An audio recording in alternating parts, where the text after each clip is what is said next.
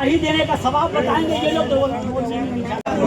کلوا کی زمین واپس کرو, چین پور کی زمین واپس کرو, برہمپورہ کی زمین واپس کرو, کربلا کی زمین واپس کرو, کمرہ محلہ کی زمین واپس کرو, سغرا بیگم وقف کا امام باڑہ واپس کرو, خدا جی بیگم وقف کا امام باڑہ واپس کرو. دیکھیے اصل مکھ ادیش یہ ہے کہ ہم لوگ 12-15 سال سے جو کمزوروں کی, غریب شیعوں کی زمین ہے, عزاداری کی زمین ہے, جو شیعہ وقف کی زمین صرف شیعوں کے لیے کی گئی تھی, جیسے سنی کے لیے, ہندو کے لیے زمین تھی, آج اس کے اوپر ہمیں کم سمجھ کے یا کمزور سمجھ کے کوئی سنوائی نہیں ہو رہی ہے, اور دن بدن ہمارے زمین پہ قبضہ ہوتا چلا جا رہا ہے. جو زمین غریب شیعوں کی تھی, یتیم شیعوں کی تھی, کمزور شیعوں کی تھی, جو زمین عزاداری امام حسین کی تھی, مجلس ماتم کی, جس کو سن کے ہم لوگ ظلم کے خلاف کھڑے ہوتے ہیں, ظالم قبضہ کر کے ہماری آواز دبانا چاہ رہے. گاندھی جی نے بھی ہندوستان کو آزاد کروایا تھا, امام حسین کا نام لے کے گئے, ہنسا ہم نے ان سے سیکھا.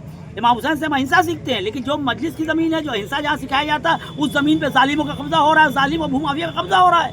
جو لوگ کھڑے ہوتے ہیں ان کے اوپر FIR ہوتا ہے, ڈرایا جاتا ہے. آج ہم لوگ بیٹھے ہیں, جیسے قلوہ میں 8 بیگھہ زمین ہے, اس کے اوپر صرف غریب شیعوں کا حق تھا جو بے گھر تھے, اس کے اوپر کچھ اور بنایا جا رہا ہے جس سے دوسروں کو فائدہ پہنچ رہا ہے.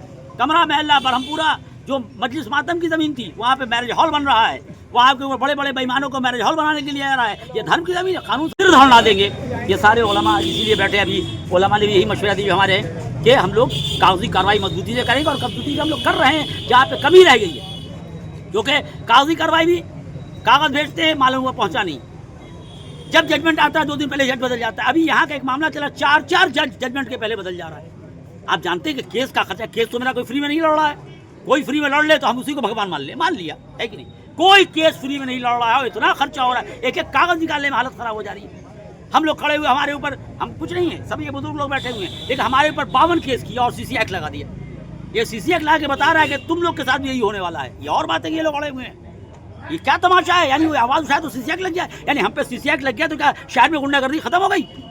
روز غنڈہ گردی پڑ, جس پہ CC ایکٹ لگانا ہے, جس کو اندر رکھنا اس کو اندر نہیں رکھیں گے.